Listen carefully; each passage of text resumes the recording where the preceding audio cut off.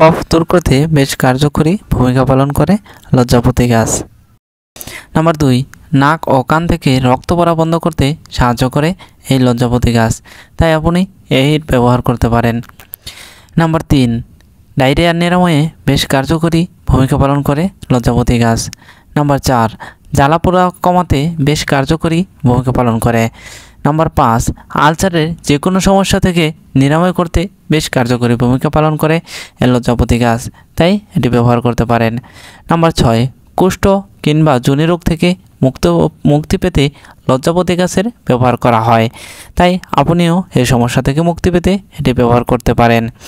Number 7, শ্বাসকষ্ট, ulcer, অর্শ, piles, পেট ফাঁপা, বদহজম যে কোনো ক্ষত সারাতে এ গাছের রস ভীষণ কাজে দেয়, তাই এ গাছের রস আপনি এসব সমস্যা থেকে মুক্তি পেতে নিয়মিত ব্যবহার করতে পারেন।